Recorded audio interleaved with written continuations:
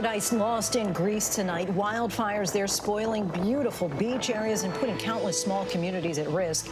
This is the wildfire threat here in the U.S. surges as extreme heat fuels the flames and forces even more evacuations.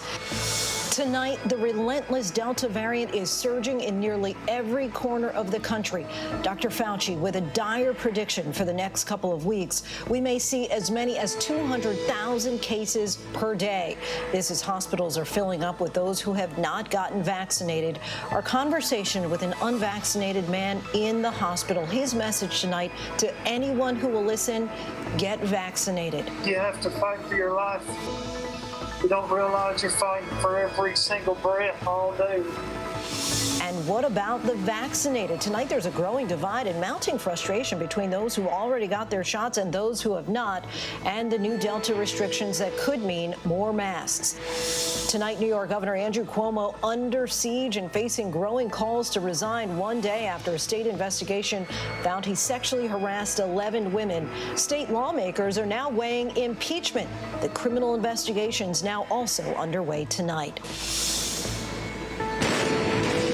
1 year after that horrific explosion in Beirut, the married couple seen in that famous video, they talk about the fateful day and what comes next for a country still struggling to move forward. I don't remember anything of that night other than death. We remember death. Our life was about to end instead of starting a new life. The operational meltdown for a popular U.S. airline once again canceling 50% of its flights today and offering double pay to help get more employees on the job. And in Tokyo tonight, our James Longman checks out one of Japan's biggest crazes, animal cafes.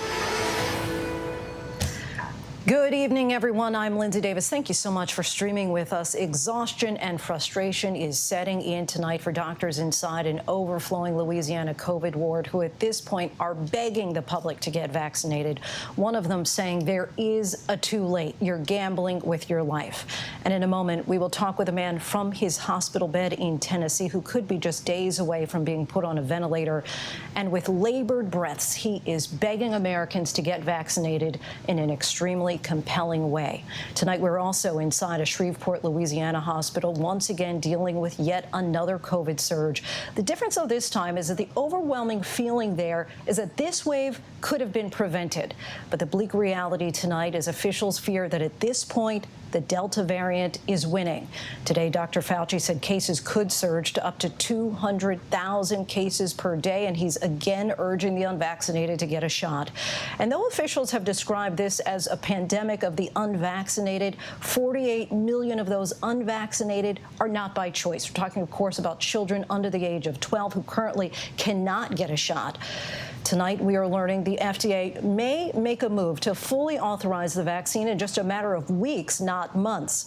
Our Marcus Moore leads us all from a COVID hot zone in Louisiana. Tonight, the warning signs the worst of the summer surge is yet to come. An alarming new projection from the CDC shows the number of COVID patients could triple by the end of August. Deaths could reach as many as 9,000 a week, and Dr. Fauci warning cases could hit 200,000 a day. We went to Louisiana, ground zero, with the highest infection rate in the country. Inside Willis-Knighton Medical Center in Shreveport, the patients keep coming. So it's exploding. Absolutely, skyrocketing through the roof. And every day is a battle emotionally and physically for Nurse Melinda Hunt. I'm putting people that are my age and my parents' age in body bags, and it is my worst fear for it to be one of them. I've seen a lot of tears here today. Yeah, to be honest, I probably cry most days at work, and I cry when I go home. And why? Why? I'm tired. I've been doing this for a year and a half, and it feels like there's never going to be an end. And if you're not going to get the vaccine, at least wear a mask. Try to be a part of the solution. 75-year-old Curtis Cannon has been struggling to breathe with chest pains. He was skeptical about the vaccine, but not anymore. There's a lot of people out there who are reluctant to get vaccinated and they don't believe it will help them. Yes. What do you tell those people? I tell them they need to get vaccinated because this isn't fun. Across the country, the battle over masks intensifying. In Jefferson County, Colorado, hundreds of parents today protesting a new mask requirement for 3 to 11-year-olds in schools. 8 states have banned mask mandates, including COVID hot zones like Florida, where the governor has threatened to cut funding for schools requiring masks. But let me tell you this, if you're coming after the rights of parents in Florida, I'm standing in your way. I'm not going to let you get away with it. But in Arkansas, which is also treating a record number of COVID patients, the governor backtracking, now urging lawmakers to carve out an exception so schools can require masks. In hindsight, I wish that had not become law. We do have a vulnerable group that is not eligible for the vaccine. And growing concerns now with pediatric cases nearly doubling in the last week. 7-year-old Cash Henderson in St. Louis is immunocompromised. He got COVID and spent 3 days in the hospital. You are not going to get the vaccine for whatever reason, you believe that you're not going to get it for other people, or to wear a mask. Those pleas to get vaccinated or to wear a mask just keep on coming. Marcus Moore joins us now from Shreveport, Louisiana. Marcus, this latest outbreak is just taking such an incredible toll on the staff. We heard there in your piece. And so many that you talk with today, it wasn't just that one woman, but they had to fight through tears. Yeah, absolutely, Lindsay. Every person we talked to today that works here at this hospital, they all cried at one point during our interviews with them. And what's really significant about that to me is we were here a few months after the pandemic started, and it was a ghost town in the streets of New Orleans. And we were at another hospital, and there the doctors and nurses were telling us how tired and exhausted they were. And they were just responding to the pandemic. And you fast forward today, a year and a half later, they are still exhausted and tired, but now they're frustrated. And it was that frustration and that exhaustion that I think we saw today in our interviews, and it was coming out in the form of tears from every single person we talked to today, Lindsay.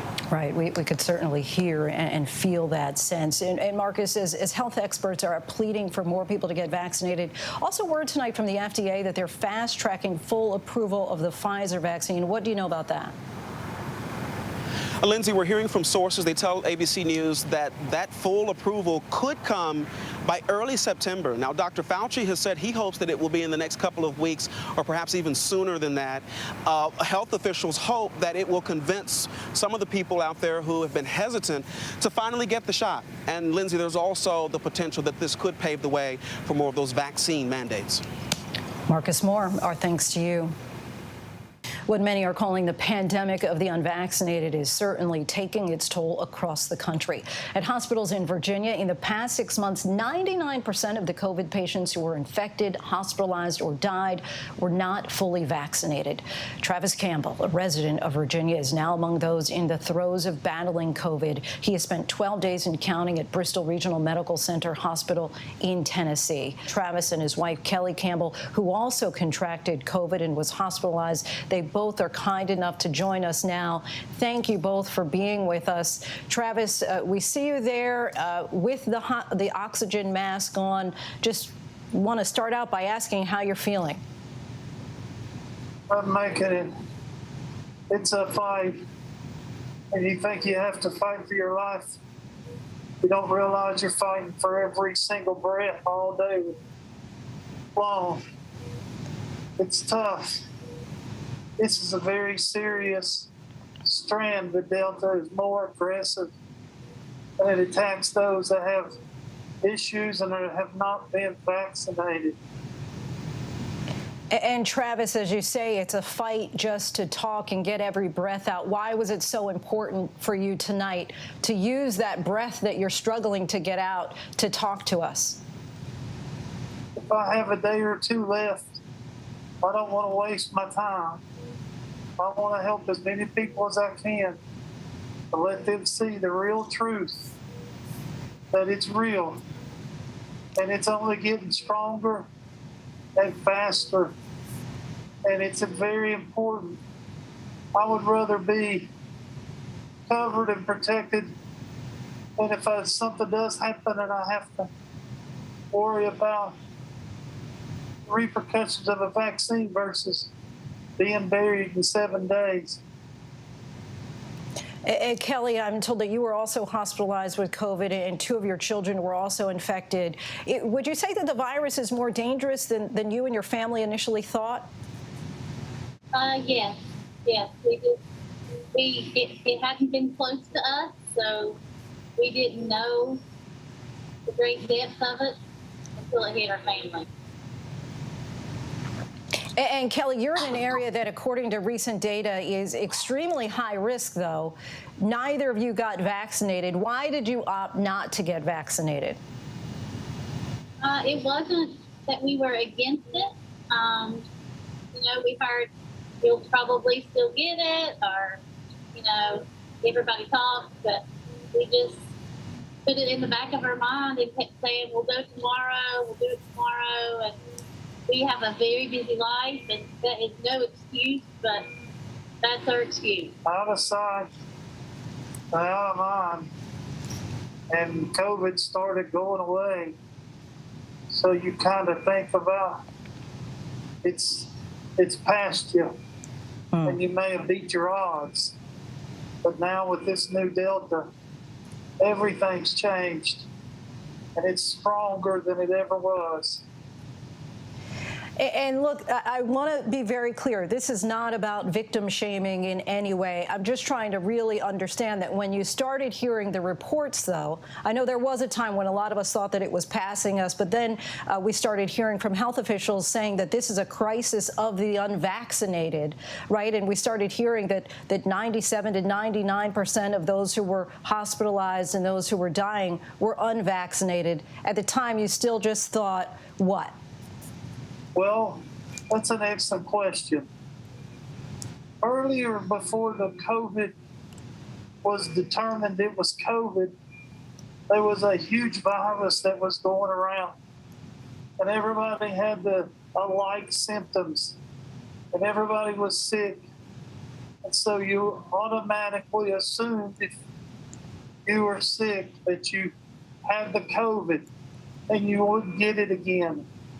Well, that's not accurate. The antibodies are only good for about 90 days based on what I've been told. And that, therefore, is why we felt it wasn't an urgent matter to get the vaccine. And I was wrong. And Kelly, you still have COVID, is that right, at this time? But you're out of the hospital and just there now visiting your husband? I'm just visiting, yes. And what's your condition tonight? I'm well. I had a few symptoms. They didn't last very many days. Didn't have anything like Travis. I was really sick for 1 day. That's pretty much it. What's the prognosis for you, Travis? What are doctors telling you? To fight. They're doing everything they can do. Next step would be a chest tube, breather, ventilator. My main concern is I want my friends and family to understand that if you get this Delta variant, that's not the real problem. The real problem would be you finding a bed and you finding somewhere that can help you, because it's just like a fish out of water. You can't breathe. You're going to suffocate, and it's miserable. And I beg you, please see your doctor and make an evaluated decision and protect your family or prepare yourself for your next phase of life. Travis and Kelly, I really cannot thank you enough for joining us tonight. We are certainly sending prayers and well wishes for your recovery. I think that certainly your message is poignant, and for many Americans, perhaps it'll be life-saving to hear your words. Thank you. Thank you. Thank you. We love you. Now to more on the growing divide between those who are vaccinated and those who are not, and the mounting frustrations of those who have gotten a shot as the Delta variant fuels another round of restrictions and the possibility of more lockdowns. Our Alex Perez reports. It was supposed to be a hot, vaxxed summer. People returning to their lives after a frustrating year of quarantine. I'm ready. This nurse from Queens getting the first vaccine, a symbol of that next stage. But 9 months after she got that shot, those "we made it" dreams have been delayed by the highly contagious Delta variant, now widespread across the country. The Delta variant sending case numbers soaring. Dr. Anthony Fauci says that the Delta variant has changed the entire landscape. Officials say right now we're dealing with a pandemic of the unvaccinated. The unvaccinated are much more likely to get sick, get severely sick, and much more likely to spread the virus onto others. And the numbers support this. Of the 165 million fully vaccinated in the U.S., far fewer than 1% are expected to get symptomatic COVID. New cases skyrocketing, now more than 84,000 daily coronavirus cases, up about 45.3% since last week. The illness also digging a massive divide between the vaccinated and unvaccinated. I'm protecting that the vaccine is truly what leads to our safety right now. No, I will not get that vaccine. It should be a basic requirement. There's no way my family will take a COVID vaccine. The long lines to get a shot in the arm during the early days of the vaccines are gone. Instead, Americans are once again lining up for COVID tests, a grim reminder of the start of the pandemic. It's generating ill will and anger among nurses and doctors that are seeing this because we know it's preventable. That feeling that this latest wave could have been largely avoided is fueling frustration as parts of the country now reinstate some restrictions and mask mandates for all, vaxxed or not, to help stop the spread. I feel like that's unfortunate. I hate masks. Do I have to go back to that? About 90 million Americans eligible for the vaccine are still holding out on getting the shot. But for those who have gotten a vaccine and did previously mask up, patience is now running thin. I got vaccinated, so I didn't have to wear a mask anymore. And now they're forcing us to wear a mask again. I think it sucks. I think it's terrible. Let's get our resources into convincing and persuading and getting another 10 to 15% of our population that's not vaccinated so that we can be done with this. Lollapalooza, one of the biggest multi-day events since the start of the pandemic, happening this past weekend. Roughly 100,000 people per day packed together outside, soaking in the music. Everybody get their vaccination cards! To get in, attendees had to present proof of vaccination or a negative COVID test. I think that they're doing a lot of good things with the COVID precautions and having everybody bring their cards and things like that. So I feel like that alleviates a lot of the anxiety of it. The best you can do is get vaccinated, take proper precautions to distance and whatnot, and still try to live your life somehow. But as many vaccinated return to concerts and other activities, an astounding uptick. 99.9% of new COVID hospitalizations and new COVID-19 deaths are among the unvaccinated. This remains a pandemic of the unvaccinated, where the vast majority of spread is in this country is among those who are unvaccinated. We saw that firsthand in Arkansas a few weeks ago when I met Cheryl Tucker. She was being released after her second hospitalization for COVID in a year. Will you get vaccinated now? I'm not going to say 100%, but I'm thinking about it. Emotional doctors, many who've watched people die, frustrated and desperate to get through to the unvaccinated. The reason we're in masks is because the unvaccinated are filling our hospitals with COVID. And while the unvaccinated seem to be suffering the brunt of severe cases, doctors say the vaccinated are impacted too and can't ignore reality. Vaccinated people need to care about the unvaccinated in the population. They're the ones that will continue to allow this virus to persist, infect themselves, but also, unfortunately, infect those that are especially immunocompromised or elderly. And ultimately, they're the ones that can bring this pandemic to an end right now. Doctors insist it is still very important to get vaccinated, stressing a vaccine is very likely to protect you from a severe bout and very likely to prevent hospitalization. So the message right now is that if you're unvaccinated, there's an urgency. We are seeing surges in so many parts of this country that will lead to unnecessary hospitalizations and deaths. So it is on you to protect yourself, your family, and your communities. And now this is really the moment to do it.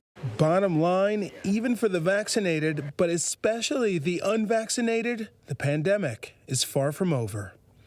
Alex Perez, ABC News, Chicago. Alex, thanks for that. Next to the mounting pressure on New York Governor Andrew Cuomo after the scathing investigation that found he sexually harassed multiple women and violated state and federal law. The governor, though, digging in, denying the claims, but tonight prosecutors in 4 jurisdictions are now investigating. So how long can the governor hang in there? Ariel Reshef is in Albany. Tonight, across New York, 4 separate district attorneys now launching criminal probes into Governor Andrew Cuomo after a scathing state investigation found he sexually harassed 11 women and turned his office into a cauldron of fear and abuse. Words that witnesses have used repeatedly to describe it include toxic, hostile, abusive. Others use words like fear, intimidation, bullying, vindictive. In the skies over Albany, this banner declaring the report is in. Remove Cuomo now. Cuomo's got to go. Cuomo's got to go. Not a single prominent New York Democrat is defending the embattled governor. The governor should resign. He absolutely should resign. House Speaker Nancy Pelosi agrees. So does President Biden. The White House doubling down today. The president believes Governor Cuomo should do the right thing, resign, and leave space for future leadership in New York. Cuomo himself has not been seen or heard from since releasing a recorded statement more than 24 hours ago. I want you to know directly from me that I never touched anyone inappropriately or made inappropriate sexual advances. Today, he is bleeding support from his closest allies. The New York Democratic chairman calling on the governor to step down, declaring, "I believe the women, I believe the allegations." The powerful New York State Assembly Speaker says Cuomo can no longer remain in office, adding he will wrap up the ongoing impeachment investigation as soon as possible. There is talk of impeaching Cuomo as soon as September, but on GMA, one of the governor's accusers, Charlotte Bennett, says that's too late. It's really the responsibility of Assembly Speaker Carl Heastie to impeach him immediately. And, September is not soon enough. This needs to happen now. He is a danger.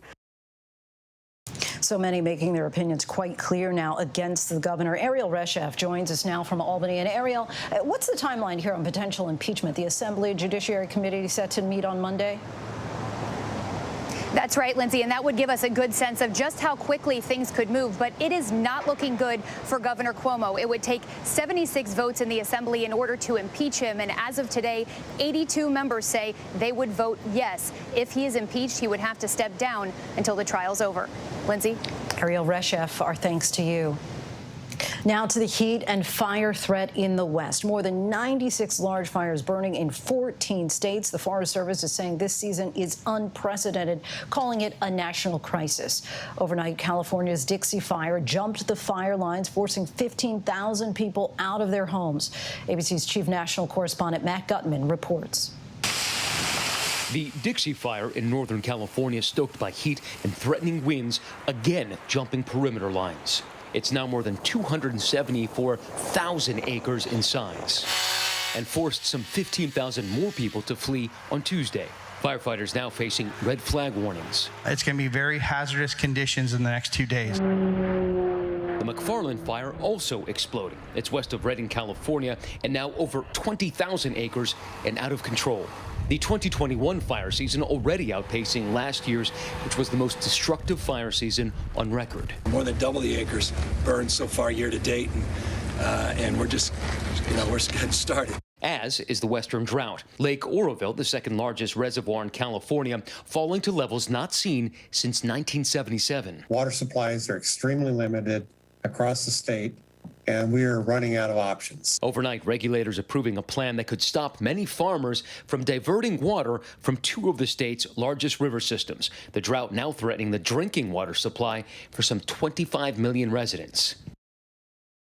Matt Gutman joins us now from outside of L.A. And Matt, because of this already extreme fire season, the Forest Service is changing how it fights fires. What are they doing at this point?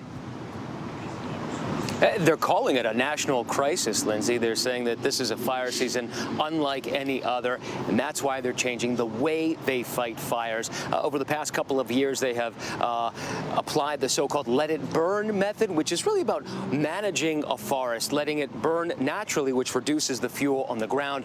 Now they're saying they're going to throw every available resource at fighting fires that threaten communities or infrastructure. Lindsay. Matt Gutman, our thanks to you. And when we come back, the new body cam revealing those tense moments after a gunman opened fire at a Smile Direct. The meltdown for Spirit Airlines continues, and now the company is making a new pledge to its angry customers. But up next, many will remember this bride from Michigan and the bomb blast that rocked Beirut. What's happened in the 1 year since? Stay with us. With so much at stake, so much on the line, more Americans turn here than any place else. ABC News World News Tonight with David Muir, America's #1 most watched newscast, now streaming on ABC News Live. Admit it, these days, what you need to know seems to change just about every day. What is it that you really want to know, need to know? To help you not just get through your day, but to make the most of it. Feel smarter. Feel better. Feel happier. Well, how about a third hour of Good Morning America? GMA 3, what you need to know. Now streaming on ABC News Live. It's all about you. Robin Roberts, George Stephanopoulos, Michael Strahan. Wake up with America's #1 most watched morning show. ABC's Good Morning America. The world may feel out of your control, but your happiness doesn't have to be. Learn the secrets to happiness. Listen to the 10% Happier podcast, free on Apple Podcasts. ABC News honored winner for the second straight year with the Edward R. Murrow Award for Overall Excellence in Television. ABC News, America's #1 news source. Now streaming on ABC News Live 2020. True crime, cinematic, real-life drama, stunning, the unthinkable. Follow the clues, The Hunt. True crime 2020. Now streaming on ABC News Live. This is what being live is all about. This is ABC News Live. All right, we're going to move back. Let's move back. We're surrounded by people squeezing into this bomb shelter. We're on an urgent delivery run. Not afraid to go there. So my question, Mr. President, what are you so afraid of? Breaking news, live events. This is the moment. Streaming straight to you, anytime, anywhere. You just met one friend right here. You're watching ABC News Live. Thanks for streaming with us. Now, when it matters most, the straightforward facts. ABC News is America's #1 news. Good Morning America, #1 in the morning, 9 years running. World News Tonight with David Muir, #1 in the evening with America's most watched newscast, 2020. The #1 news magazine on Friday nights. The View, the #1 daytime talk show. And ABC News Live, #1 in streaming news. ABC News is America's #1 news. Investigators have not yet revealed a motive in the ambush-style attack that happened yesterday in front of the Pentagon and killed 37-year-old officer George Gonzalez. But police say it appears that this may have stemmed from an individual with a troubled past versus some big conspiracy. The officer killed was described as a diehard Yankee fan and an Army veteran who served in Iraq. He had just joined the force in 2018. Today, protesters hurled stones and clashed with security forces once again outside the Lebanese parliament. And they were met with water cannons and tear gas. Demonstrators accused lawmakers of blocking the investigation into that massive explosion that rocked Beirut by refusing to lift immunity of senior politicians. It's been 1 year since that mushroom cloud rose over the city, and as Ian Pannell reports, the situation on the ground may have grown even more dire.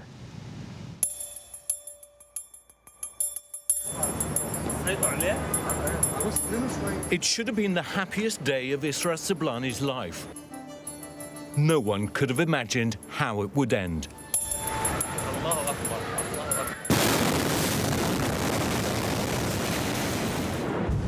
The ground erupted, the skies split apart, an explosion of unimaginable force. More than 2,500 tons of ammonium nitrate had been left to rot here in Beirut's port. And when it detonated, it took just seconds to lay waste to much of this vibrant ancient city. It was one of the largest non-nuclear explosions in history. The blast killing more than 200, injuring thousands, and leaving nearly 300,000 Beirutis homeless.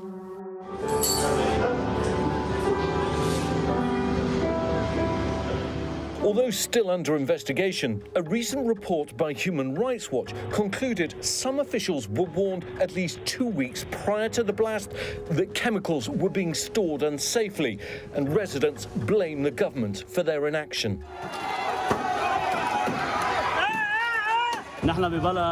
They killed us. In the Beirut port blast, they killed us. They killed people and made all of us live in terror.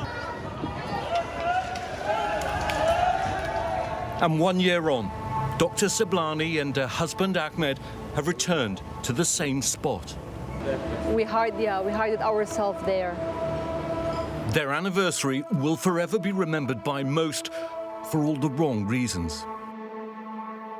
I don't remember anything of that night other than death. We remember death. Our life was about to end instead of starting a new life. With an investigation stalled by the government, little's been done to bring justice for the victims. And Lebanon's now mired in an economic crisis among the worst the world's seen for more than 170 years. And each day, it's getting worse. Inflation skyrocketed. Power outages go on for hours, and fuel has become a luxury item. All Lebanese people, they are waiting in the line to get fuel for their cars. From half an hour till 3 hours. More. Or more. It's difficult to live like this life, you know. But this turmoil predates the explosion. In 1975, a 15-year civil war broke out in Lebanon, nearly destroying Beirut, once called the Paris of the Middle East. The agreement that ended the war led to decades of preordained governments and election results. Mismanagement became endemic, years of corruption plaguing successive administrations, and economic depression followed. We're now witnessing one of the world's worst financial crises. Once again, large crowds have gathered out in central Beirut, angry at the new government that's just about to be announced. We have nothing left. We have no roads, we have no infrastructure, we have no schools, hospitals. People die on the doors of hospitals because they have no money. People have nothing to lose. The bottom line is this leadership moved into, or these militia heads moved into the country's political leadership, and they treated the state and its institutions as a war booty. Lebanon's now ensnared by hyperinflation, the currency losing value with each passing week, residents struggling to make ends meet, even getting the basics like medicine and food. There's no sense of accountability, there's no sense of justice, and they continue holding the country hostage to their narrow interests. 61-year-old Georges Jabor has never seen things this bad, telling us they're now experiencing up to 20 hours of electrical cuts each day. I and all the Lebanese people have never experienced such a difficult economic situation. There are no medicines, no electricity. His son Eli just graduated from university last year and has spent months searching for a job. Out of around 100 students in my civil engineering in my age from the Lebanese American University, I think maybe 1 or 2 got jobs, and the rest are looking for either masters or they are still unemployed. Just over 30% of the Lebanese workforce is out of a job, and between the power outages and the cost of living, Elite describes life as unbearable. They lost hope. They lost hope. They are trying to fight with whatever is remaining. They are losing money by the day. There's no middle class anymore. The middle class has become poor. For Dr. Isra Sablani, life gets harder each day. Her hospital's short on supplies, and the blackouts only make things worse. The power cuts in Lebanon, of course, in the hospital as well. So there is a power generators. Once the power cuts, the generators work. But sometimes it takes time to turn on because, and this is critical because some patients are in the ICU, they are in critical cases, they need the ventilator, they need the oxygen, they need the monitor. But leaving Lebanon isn't an option. She just moved back from Michigan to be with her husband, who still hasn't been granted a visa to live in the US. It's not easy to be in a new system in my life. It's not easy to, let's say, maybe lower the standards. I was working in one of the best hospitals in USA. So now I came here, I'm working with a governmental hospital in Lebanon. It's not easy. As Lebanon struggles to dig its way out of this death spiral, Dr. Sablani, like so many Lebanese, has one overwhelming thought. I'm struggling a lot. Many nights I think about to quit here in Lebanon and go back to USA, but I don't know. Isra Sablani, the bride who doesn't want a photo of her wedding day. I want to feel safe with my husband. So I found this is the only way for now to be with him and we be together. Ian Pannell, ABC News, London. Our thanks to Ian for that in-depth look at the struggle that still remains. Still ahead here on Prime, new developments in that case against a Navy sailor accused of burning down his ship. And we have a new hurricane forecast out, and if you live along the coast, you'll want to hear it. And how music superstar Rihanna became a billionaire, but not for her music. We take a look by the numbers, but first, our tweet of the day. New Jersey's governor refusing to stomach anti-vaxxers and their misinformation during one of his pressers. Standing for, people are losing their life. People are losing their life, and you have to know that. Look in the mirror. Look in the mirror. These folks back there have lost their mind. You've lost your minds. Right now, with so much at stake, Sunday mornings, this is the place. Taking on all the tough questions. Straightforward reporting. No spin, no hype, no bull. Thank you for making ABC's This Week with George Stephanopoulos the #1 Sunday morning news show versus the competition. Welcome to This Week. Now, with so much on the line, more Americans are turning to David Muir and ABC's World News Tonight than any other newscast across all of television. This is what being live is all about. This is ABC News Live. All right, we're gonna move back. Let's move back. We're surrounded by people squeezing into this bomb shelter. We're on an urgent delivery run. Not afraid to go there. So my question, Mr. President, what are you so afraid of? Breaking news, live events. This is the moment. Streaming straight to you, anytime, anywhere. You just met one friend right here. You're watching ABC News Live. Thanks for streaming with us. I could tell you that I'm not a person who wants to die. I'm not the strongest every day, but I'm not the weakest either. And I won't break. Whitney Houston, she had the ingredients. Just pow. She was the queen. A crown was given to her, and crowns are heavy. You think it's easy being a superstar? You have no idea. Superstar Whitney Houston. Next Wednesday night at 10/9 Central on ABC and streaming on Hulu.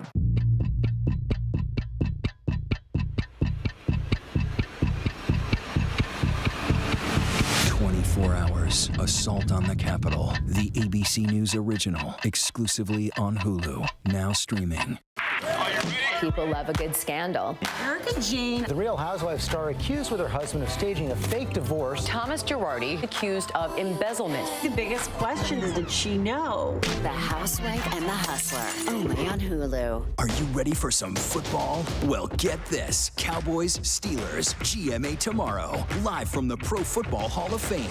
Tomorrow on Good Morning America. Friday, the daughter of a notorious serial killer. There's a knock on my door.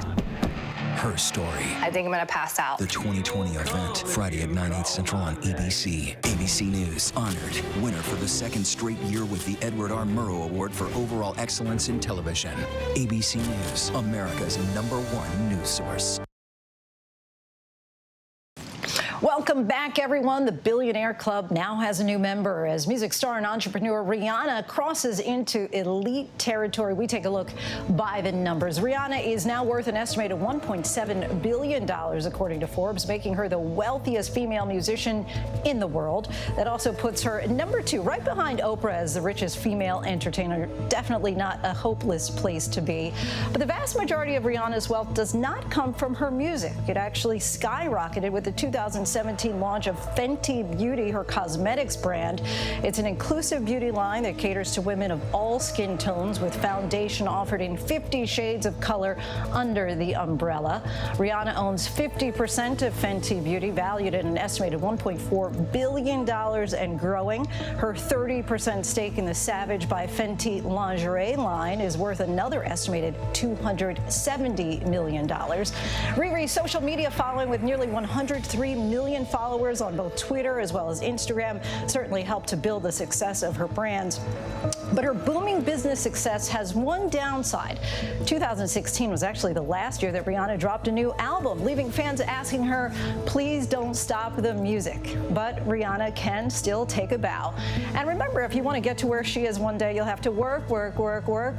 And for those super astute Rihanna fans, since this is by the numbers, I'll mention there were 5 references to Rihanna's songs incorporated into this segment. And we still have lots to get to here on Prime. Remember this couple who took out their guns proudly as Black Lives Matter protesters marched in front of their home? We have an update for you. And our James Longman takes us on a tour of some of Tokyo's animal cafes. They're extremely popular, but some say their popularity also has a dark underbelly. But first, a look at our top trending stories on abcnews.com.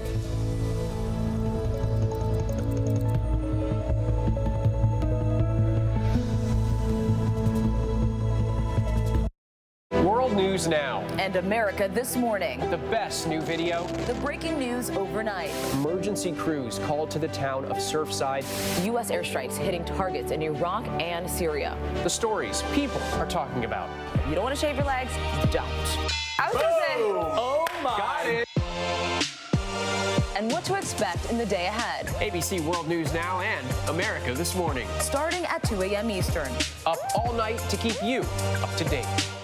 Now, when it matters most, the straightforward facts. ABC News is America's #1 news. Good Morning America, #1 in the morning, 9 years running. World News Tonight with David Muir, #1 in the evening with America's most watched newscast. 2020, the #1 news magazine on Friday nights. The View, the #1 daytime talk show. And ABC News Live, #1 in streaming news. ABC News is America's #1 news. Are you ready for some football? Well, get this. Cowboys, Steelers, GMA tomorrow. Live from the Pro Football Hall of Fame. Tomorrow on Good Morning America. I could tell you that I'm not a person who wants to die, and I won't break. Next Wednesday at 10/9 Central on ABC. Think it's easy being a superstar? You have no idea. This is GMA3, what you need to know. GMA3. A third hour of Good Morning America in the afternoon. It's all about you. Lunchtime on ABC. He calls himself the BTK Strangler. BTK was a monster. My father's a good guy, Boy Scout leader, president of the church, and then there's a knock on my door. He says, your dad has been arrested as BTK. I was like, I think I'm gonna pass out.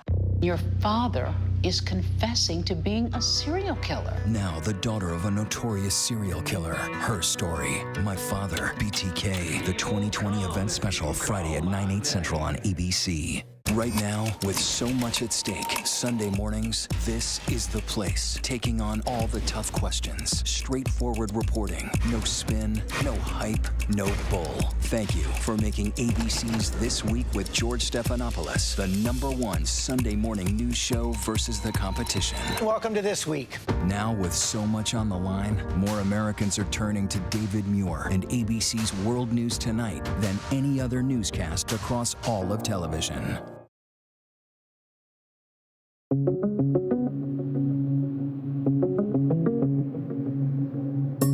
Promising news on the vaccine front. A senior White House official telling ABC News it's quite reasonable the FDA will fully approve Pfizer's COVID-19 vaccine. I do hope it's going to be within the next couple of weeks. The U.S. leading the world in new infections, over 543,000, a 68% increase over the previous week. The question over requiring masks in schools, a hotly contested topic following the CDC's recommendation last week. Wednesday, Illinois' governor announcing a statewide school mask mandate.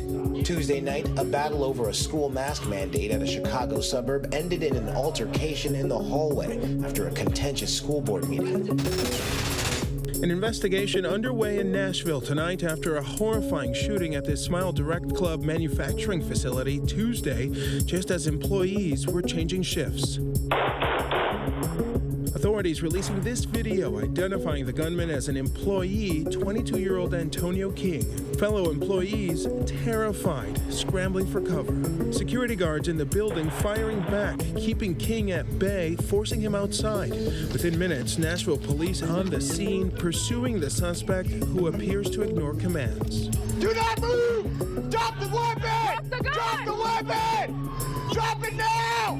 As King appears to raise the weapon, officers open fire, King dropping to the ground. They then rush to render aid. King later died at the hospital.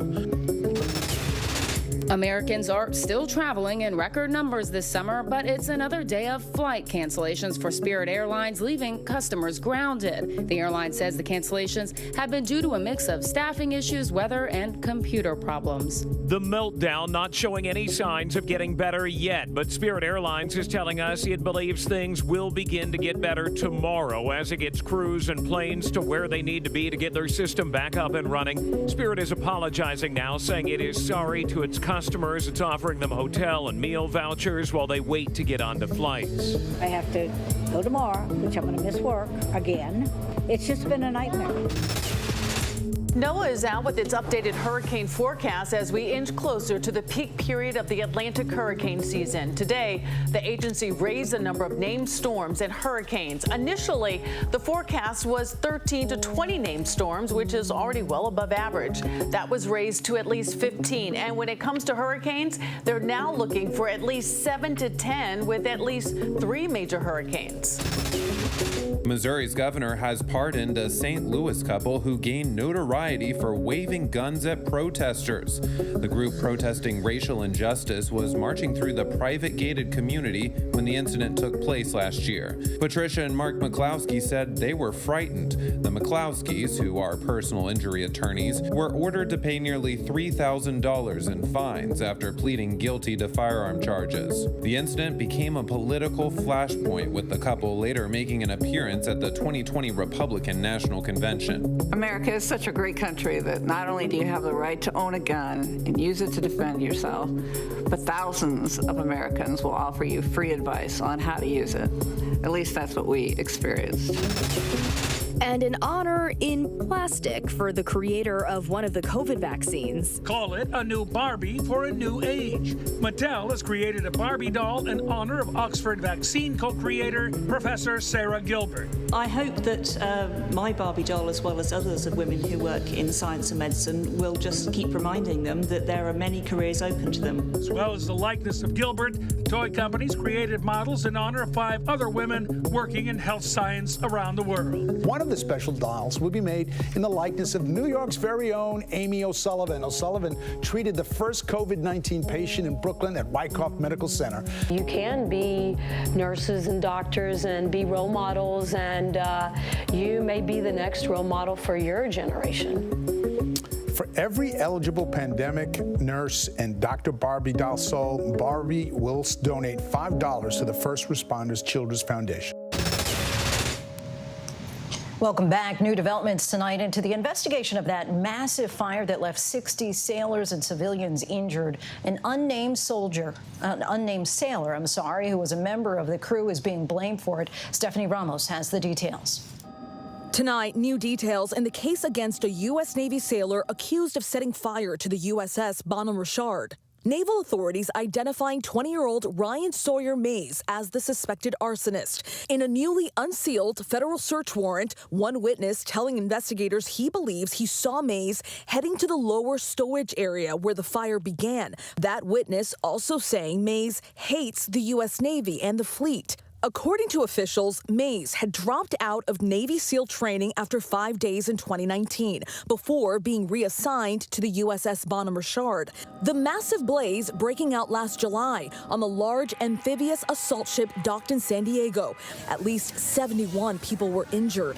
Investigators finding a bottle that tested positive for highly flammable liquids and evidence of a tampered crime scene, including fire hoses that had been disconnected. The blaze gutting the warship, forcing the Navy to put it out of service in April. The estimated cost to replace it topping $4 billion. Mays is charged with aggravated arson and willfully hazarding a vessel. His lawyer tells ABC News there is no evidence directly pointing to Mays and that his client was not angry about his SEAL experience. Mays maintains his innocence. Lindsay. Stephanie, thank you. We turn now to Tokyo and the Summer Games. And while there may not be any fans in the country for these Olympics, our correspondent James Longman has been exploring the sights and sounds of Tokyo during his time there, including a unique phenomenon called animal cafes. So what exactly are there? Here's his report. Did I just hear a lizard fart? Is that what's just happened? Actually, no, he's just gone to the toilet. Welcome to the Reptile Cafe. I'm checking out one of Japan's biggest crazes, animal cafes. And this one is a little unnerving.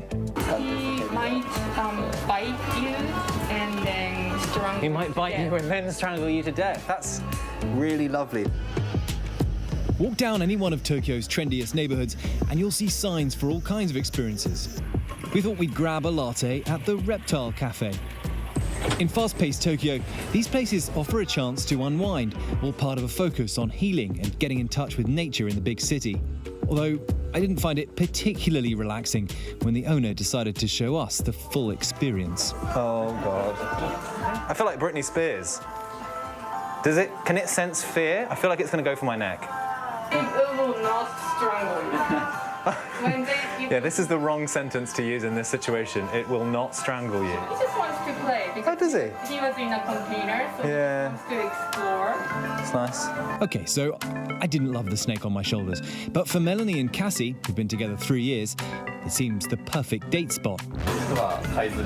Because of the housing conditions in Japan, we have small apartments and houses, and many people want to buy these animals, but it's hard to buy, so we seek connection with animals in a place like this. In a city where space is a premium, keeping a snake might not seem like too much of a stretch, but a mini pig? That's a different story. At the Me Pig Cafe, you get a coffee and a donut and a whole bunch of mini pigs placed on your lap. And as ever with pigs, it was feeding time. Okay, they're biting my fingers. That's what's happening. So why do people come to the Pig Cafe? What is it about pigs that people like? So pigs are actually herd animals, so they love to flock to people. So if you go to cat cafes, sometimes the cats don't really come to you. They have to go do their own thing. But the pigs will really come to the customers and relax with them. So it's better to have a pig cafe than a cat cafe? We have customers who come here like once a week. Yeah, quite regularly. Really? For a couple hours at a time. So. 2 hours a week with a pig. Does you a lot of good, apparently. Let's feed a bit more. But guys, can we watch it with the teeth? It's not just popular with the Japanese. Even during a pandemic, American tourists have made it here too. They're so cute. Do you think a pig cafe would take off in Ohio? Yeah, we were kind of talking about it. Yeah. You're going to start a pig cafe in Ohio? Maybe I will.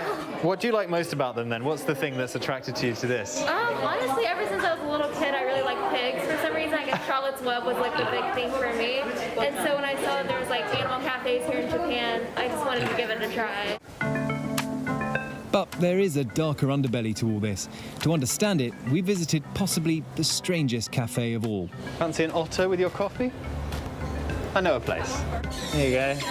This Otter Cafe gets 100 visitors a day, and there are 3 like this around the city. But rights groups say that the demand for these sorts of experiences in Japan is driving illegal smuggling operations. Tomomi Kitame is from Traffic, an NGO that monitors the illegal animal trade. So from the conservation perspective, this proliferation of exotic animal cafes and the usage or demand for exotic pets more generally is definitely a concern. This cafe says all their otters were born here. Hello. But Kitame says they've seen a marked increase in otter smuggling in Japan. These cafes, she says, can have a positive impact, but it's a process. They would have to play an active role in reducing demand and educating the public. If there's a way they can do that, then there may be a potential for responsible existence. But there are other concerns from the perspective of animal welfare and potentially human health risks. And what are those human health risks? Well, the very real possibility of animal diseases jumping to humans. Sound familiar? Visiting these animal cafes was a fun and engaging experience. But as this trend grows, the potential for dangerous consequences grows too. James Longman for ABC News Live in Tokyo. Well, Lindsay, these animal cafes are part of a growing exotic animal trade here in Asia. And rights groups will say that it's not just the animals they're concerned about, it's the increasing contact of humans with all kinds of animals they may not otherwise have come into contact with. And that's when you get disease transmission. And of course, we're all living through a pandemic, which was probably caused by a human coming into contact with an animal that they shouldn't have. So that is one of the big concerns for this part of the world. But I have to say, when we were in these cafes, we saw they were clean. The animals looked to be happy for the most part. And it is a regulated industry here in Japan. And a lot of people will say, well, it's good for people to be educated and to come into contact with these animals to learn more about the natural world. And it seems to be a thing that Japanese people really love. Lindsay? It seems like it might be unlikely that we're going to see one of those pig pop-up cafes in Ohio. Our thanks to James for that. Before we go tonight, the image of the day. Pope Francis back at the Vatican with his weekly general audience for the first time since he had intestinal surgery. In today's prayers, he urged the international community to help the people of Lebanon. That is our show for this hour. Be sure to stay tuned to ABC News Live for more context and analysis of the day's top stories. Thanks so much for streaming with us.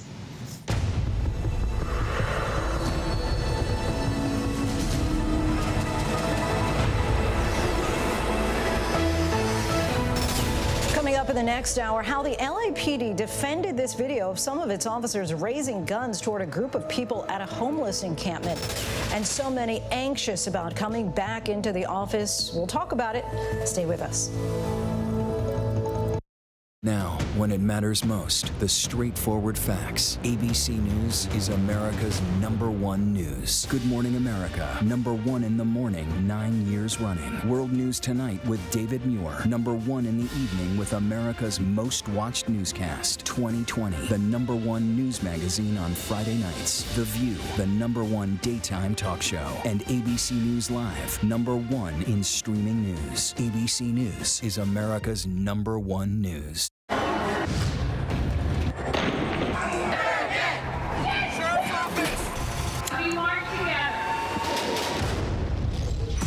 The most powerful stories of our time, anytime. Nightline. BTK was a monster. Friday, the daughter of a notorious serial killer. There's a knock on my door. He says, your dad has been arrested as BTK. Her story. I think I'm going to pass out. The 2020 event, Friday at 9/8 Central on ABC. I can tell you that I'm not a person who wants to die. I'm not the strongest every day, but I'm not the weakest either. And I won't break. Whitney Houston, she had the ingredients. Just pow. She was the queen. A crown was given to her, and crowns are heavy. You think it's easy being a superstar? You have no idea. Superstar Whitney Houston. Next Wednesday night at 10/9 Central on ABC and streaming on Hulu. World News Now. And America This Morning. The best new video. The breaking news overnight. Emergency crews called to the town of Surfside. U.S. airstrikes hitting targets in Iraq and Syria. The stories people are talking about. You don't want to shave your legs? Don't. I was going to say. Oh my. Got it. And what to expect in the day ahead. ABC World News Now and America This Morning. Starting at 2 a.m. Eastern. Up all night to keep you up to date. This is what being live is all about. This is ABC News Live. All right, we're gonna move back. Let's move back. We're surrounded by people squeezing into this bomb shelter. We're on an urgent delivery run. Not afraid to go there. So my question, Mr. President, what are you so afraid of? Breaking news, live events. This is the moment. Streaming straight to you, anytime, anywhere. You just met one friend right here. You're watching ABC News Live. Thanks for streaming with us. Hey there, I'm Lindsay Davis. Thanks so much for streaming with us. We're monitoring several developments here at ABC News at this hour. Tonight, the Los Angeles Police Department is defending its officers after a TikTok video showing police holding a homeless man at gunpoint went viral and stoked criticism of law enforcement. Their statement says a witness claimed a homeless man aimed a handgun at her. Police arriving at the scene temporarily detained the man and say that they established the weapon was in fact a pellet gun and no further action was taken. Wildfires in the West. There are currently 96 large fires burning across 14 states. Gusty wind conditions are contributing to the spread as evacuations are continuing in the region. The Dixie Fire in Northern California is now burning more than 254,000 acres. And former President Barack Obama is scaling back his 60th birthday party due to concerns over the COVID-19 Delta variant. Scheduled for this weekend, the event was originally expected to have hundreds of guests, now cut down to just family and close friends. They declined to say just how many people are now expected to attend. And staying on the pandemic and the race to vaccinate, a senior White House official says that it's quite possible the FDA will grant full authorization of Pfizer's COVID-19 vaccine by mid-September or even earlier. But will that be enough to get shots in the arms of the unvaccinated? Marcus Moore reports in tonight from Louisiana. Tonight, the warning signs the worst of the summer surge is yet to come. An alarming new projection from the CDC shows the number of COVID patients could triple by the end of August. Deaths could reach as many as 9,000 a week, and Dr. Fauci warning cases could hit 200,000 a day. We went to Louisiana, ground zero, with the highest infection rate in the country. Inside Willis-Knighton Medical Center in Shreveport, the patients keep coming. So it's exploding. Absolutely, skyrocketing through the roof. And every day is a battle emotionally and physically for Nurse Melinda Hunt. I'm putting people that are my age and my parents' age in body bags, and it is my worst fear for it to be one of them. I've seen a lot of tears here today. Yeah, to be honest, I probably cry most days at work, and I cry when I go home. And why? Why? I'm tired. I've been doing this for a year and a half, and it feels like there's never going to be an end. And if you're not going to get the vaccine, at least wear a mask. Try to be a part of the solution. 75-year-old Curtis Cannon has been struggling to breathe with chest pains. He was skeptical about the vaccine, but not anymore. There's a lot of people out there who are reluctant to get vaccinated, and they don't believe it will help them. Yes. What do you tell those people? I tell them they need to get vaccinated because this isn't fun. Across the country, the battle over masks intensifying. In Jefferson County, Colorado, hundreds of parents today protesting a new mask requirement for 3 to 11-year-olds in schools. 8 states have banned mask mandates, including COVID hot zones like Florida, where the governor has threatened to cut funding for schools requiring masks. But let me tell you this, if you're coming after the rights of parents in Florida, I'm standing in your way. I'm not going to let you get away with it. But in Arkansas, which is also treating a record number of COVID patients, the governor backtracking, now urging lawmakers to carve out an exception so schools can require masks. In hindsight, I wish that had not become law. We do have a vulnerable group that is not eligible for the vaccine. And growing concerns now with pediatric cases nearly doubling in the last week. 7-year-old Cash Henderson in St. Louis is immunocompromised. He got COVID and spent 3 days in the hospital. You are not going to get the vaccine for whatever reason, you believe that you're not going to get it for other people, or to wear a mask. A growing chorus now echoing that same sentiment. Our thanks to Marcus. Now to the growing calls for New York Governor Andrew Cuomo to step down after a scathing investigation by the state attorney general found that he sexually harassed 11 women, including current and former government workers. The governor, though, remains defiant, denying inappropriate behavior and refusing to resign, even as more local authorities begin to launch their own investigations into his alleged conduct that could lead to criminal charges. ABC's Rena Roy with the latest from New York.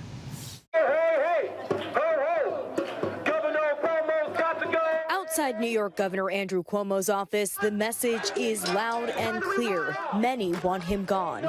The calls to step down reaching the top of his own party, from President Biden and House Speaker Nancy Pelosi to some neighboring governors and New York City Mayor Bill de Blasio. Clearly, there's grounds for prosecution.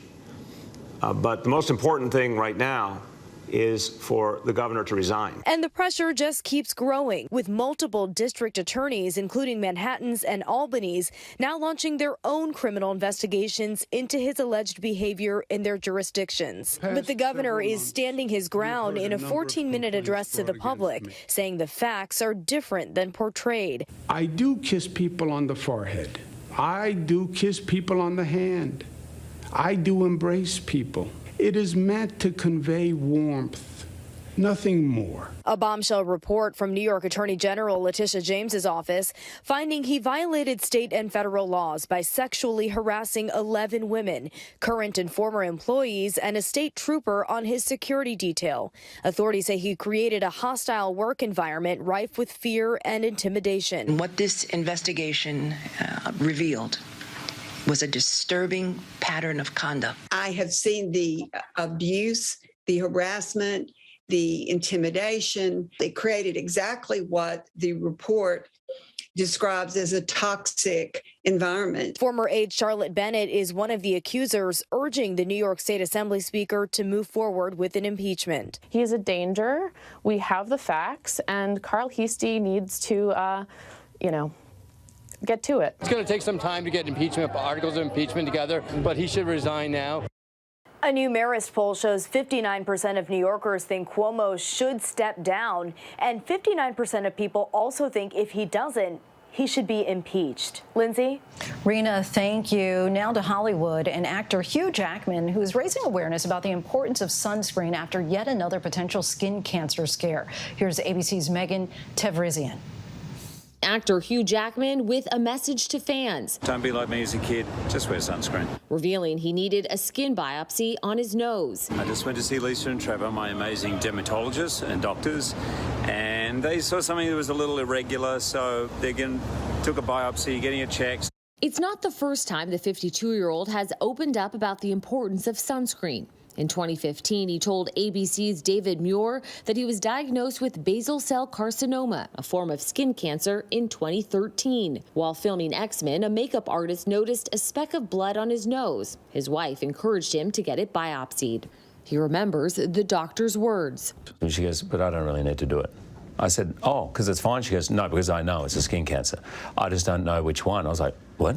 Jackman grew up in Australia, spending most of his time outdoors, rarely wearing sunscreen. Sunscreen when we were growing up was, I don't think my dad or mum ever bought it. The thing I remember most, the rule about being outdoors, was you weren't allowed to swim within half an hour of eating. Now Jackman wears sunscreen every day. He's also launched an affordable sunscreen for kids to encourage them to stay safe. You try and put sunscreen on a kid, it's literally like herding cats. Jackman hasn't revealed the results of his latest biopsy. So if you see a shot of me with this on, do not freak out. Thank you for your concern. I'll let you know what's going on. Megan, thank you for that. And to the workplace now, and how companies are dealing with getting employees back into the office. But the Delta variant is already unraveling those plans and forcing a U-turn in some places. Here's ABC's Deirdre Bolton. The New York Times, Google, Facebook, Twitter, Uber, Lyft, and Apple all delaying a return to the office due to the Delta variant. This version of the virus, the Delta variant, it's as or more contagious than chickenpox. The chief executive of the New York Times Company wrote in an email to staff on Friday that the company is, quote, not ready to specify a new date for a full reopening, adding that employees would have at least 4 weeks' notice before the return ask. All of the employers are getting together, scratching their heads, trying to come up with the solution. For many workers, they remain in limbo, adding stress to what has already been a difficult year and a half. You're going from Zoom to Zoom to Zoom, and then you're going straight into household duties. There just aren't that many breaks anymore between the workday and the home life. During this time, one expert says companies with good leadership embrace one key concept. Clarity of policy, clarity of support, clarity of things to support people in the home environment. For some, remote work is working for them. I don't have the long commute. I've replaced that commute with having more bonding time with my children. I'm not spending endless amount of time looking for parking. I can get the work done. I feel that I've proven that I can be highly effective as a remote worker. To that end, advice for workers who do not want to go back to the office full time whenever those offices do reopen. There's really 3 key steps to think about. The first is have an open and honest conversation with your boss or your manager. Let them know how you are, how you're feeling. Number 2, let them understand the why. I think the stigma has gone away in terms of, working from home. And then the other thing is make sure that your contributions are known and that they're valuable. Our thanks to Deirdre Bolton. And for more on this, let's bring in Jane Coaston, host of the New York Times The Argument podcast. Thanks so much for joining us. Thank you so much for having me. So in recent weeks, your podcast has really been focusing on what work could and should look like as we emerge from the pandemic, including a recent podcast on return to the office versus work from home. So first, I just want to get your take on where we are on this debate with regard to the future of work. I think we're in a really fascinating place because we're at a moment where so many people have been working from home. People are likely to be working from home for longer. I know, for example, the New York Times, Twitter, and a host of other corporations and entities have put pause on their plans to have people return to the office. And especially because I think that our understanding of what working in the office means has shifted throughout the pandemic. People found that they were actually quite productive during the pandemic, and they had time to, for instance, take their kids to a soccer game or be there at home if their kids were doing virtual school.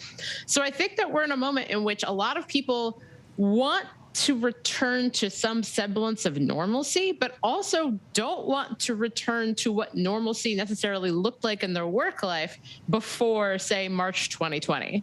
In the last few days, we've also seen several major companies, as well as cities like New York City, say that they'll mandate vaccines in order for people to get back into the office and to enter many public venues. Do you think that this was to be expected, or are you kind of taken by surprise, given that businesses often try to avoid divisive issues? I'm not surprised, especially because if you think about it, it's kind of like no shirt, no shoes, no service. And keep in mind that, for instance, the Washington Examiner, a conservative newspaper in D.C., they also have a vaccine mandate. And their vaccine mandate does not say that you can't come to the office if you're not vaccinated. It does say that if you're not vaccinated, you would need to wear a mask at all times and be very cautious when around others.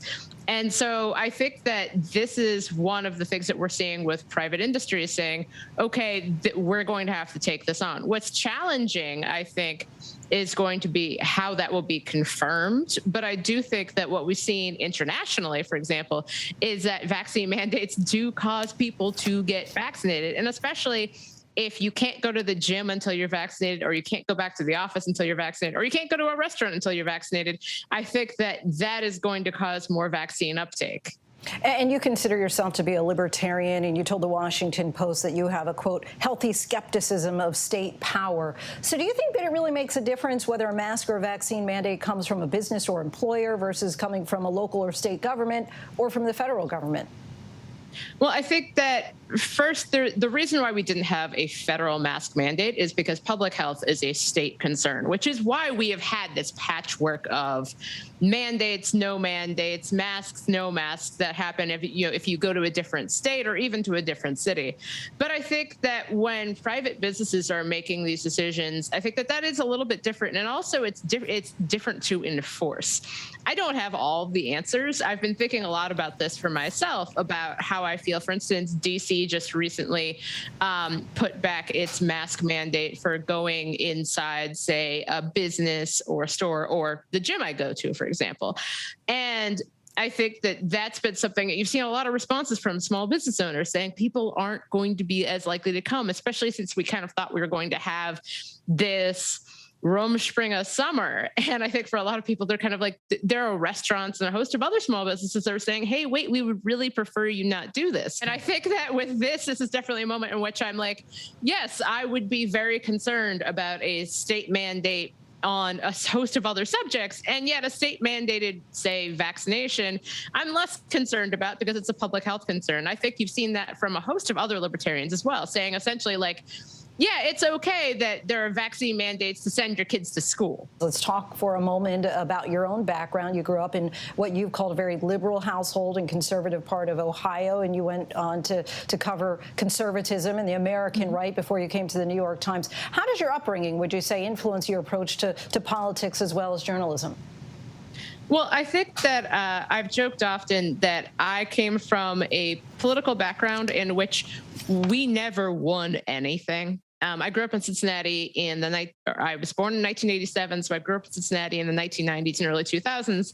And Ohio is and has been a pretty conservative state with pockets of blue throughout. My parents were very much Union Democrat liberals. And so my interpretation of politics was that you never win and you will never be happy. And I think that for me, I think that that has led to my hesitancy about state power, because I know what it's like, and I think a host of people know what it's like when you are a very small fish in a pond that isn't a big fan of you. You don't necessarily want the government as it exists to have a lot of power over what you can do and what you can't do. And you're also biracial. You've said that you hate the phrase the black community because it assumes monolithic views among black Americans. I get that. My question to you, though, is do you think that shared experiences of prejudice that many black Americans have felt unite the quote-unquote black community in a way that white Americans may not often experience? I think so in some ways. I think that vice of oppression brings people together, in which I think that that's one of actually the most interesting and, to me, very sad stories about the black experience in America, in which you have a host of people who would disagree on literally everything, but are brought together by the fact that they are seen as a monolithic entity by discriminatory forces. And so I think that that's something that I think about a lot within different communities, whether it's communities of color or communities with those shared experiences of oppression, because when you remove the vice of oppression, you permit people to be the individuals that they are, in which they might not have those kind of monolithic opinions. And I think that that's something that I think about a lot in terms of how we see groups of people. And I've always joked that, if there is a black community, I wish that we had Zoom meetings, mostly because they sound like they'd be fun.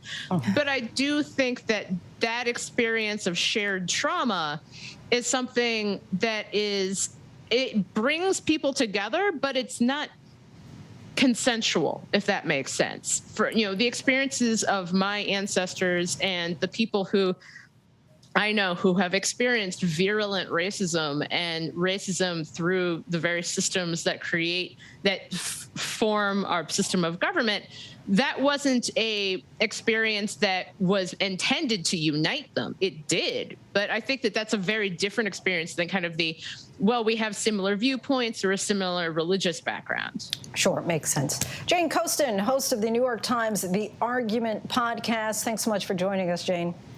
Thank you so much for having me. And still to come, the boat sent to rescue people from wildfires in Greece, and the man who is putting out fires and lighting the way for children. Stay with us. Now, when it matters most, the straightforward facts. ABC News is America's #1 news. Good Morning America, #1 in the morning, 9 years running. World News Tonight with David Muir, #1 in the evening with America's most watched newscast. 2020, the #1 news magazine on Friday nights. The View, the #1 daytime talk show. And ABC News Live, #1 in streaming news. ABC News is America's #1 news.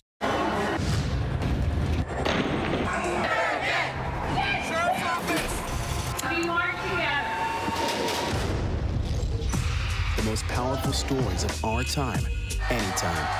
Nightline. BTK was a monster. Friday, the daughter of a notorious serial killer. There's a knock on my door. He says, your dad has been arrested as BTK. Her story. I think I'm going to pass out. The 2020 event, Friday at 9, 8 Central on ABC. I can tell you that I'm not a person who wants to die. I'm not the strongest every day, but I'm not the weakest either. And I won't break. Whitney Houston, she had the ingredients. Just pow. She was the queen. A crown was given to her, and crowns are heavy. You think it's easy being a superstar? You have no idea. Superstar Whitney Houston. Next Wednesday night at 10/9 Central on ABC and streaming on Hulu. All right, here we go. You ready?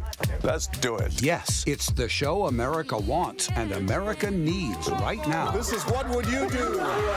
Let's go. How are you? How cute. Yeah. So what will you be watching Saturdays on ABC News Live? What would you do? Hey, I guess I just found out.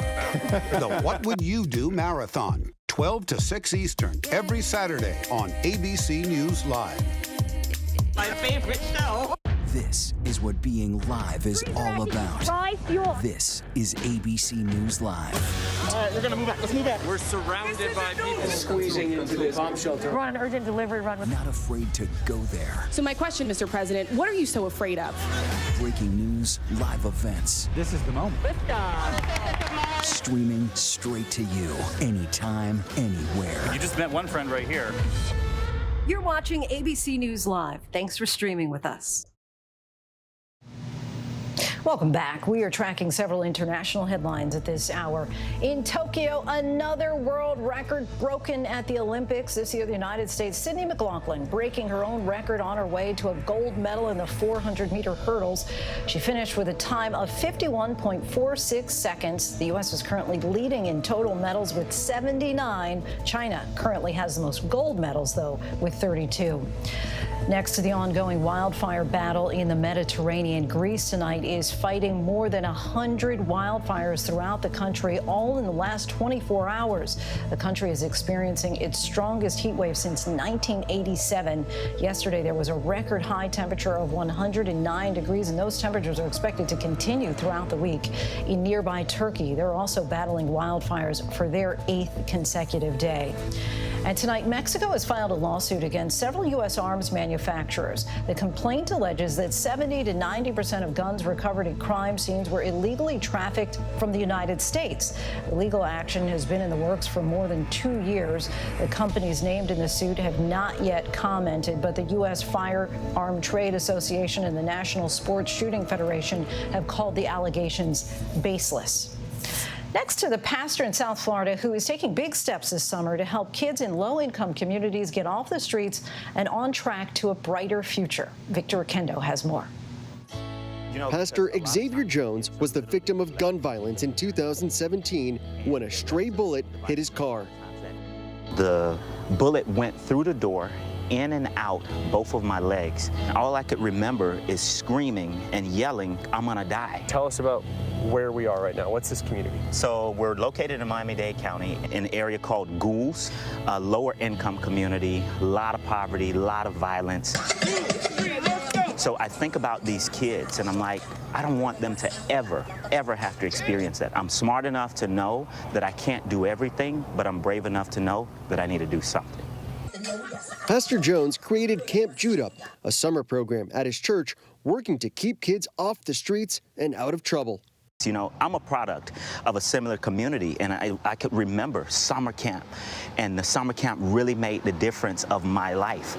And I feel like I want to extend that same grace or that same experience to these kids and show them that there's another way. The rise in violence also caught the attention of Miami-Dade County Commissioner Danielle Cohen-Higgins. And in response, she created the Safe Summers program, allocating more than $250,000 in funding to provide at-risk children free summer camp.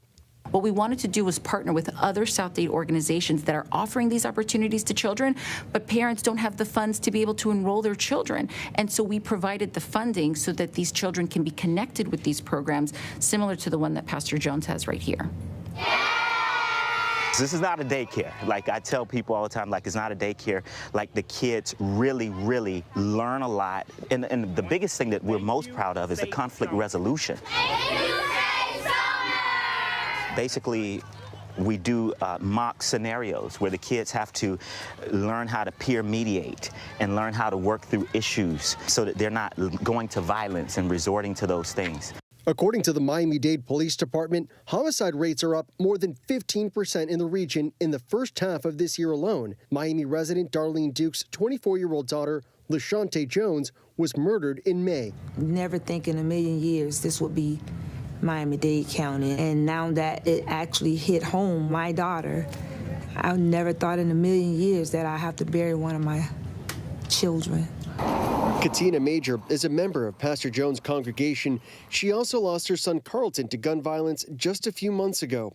While the loss has been unimaginable, Pastor Jones' camp is a haven for her grandchildren. The program means a lot.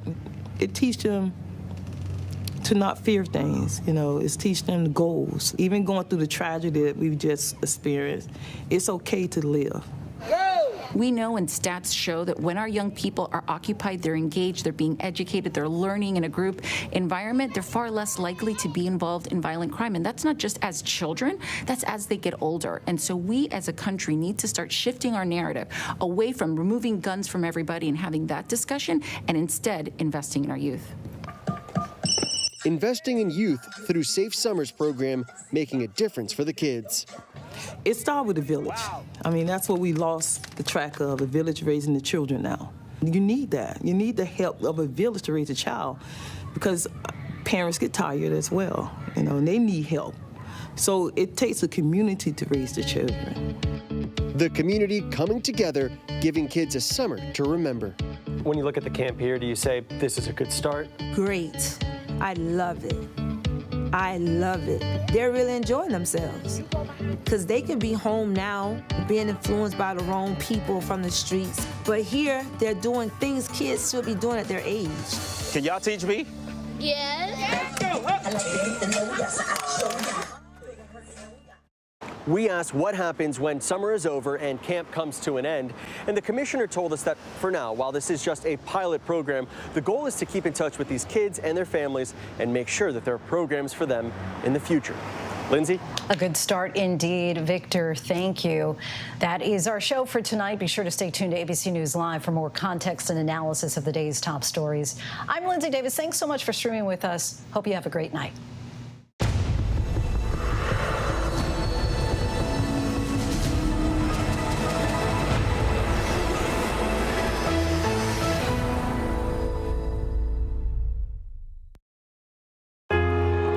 That talent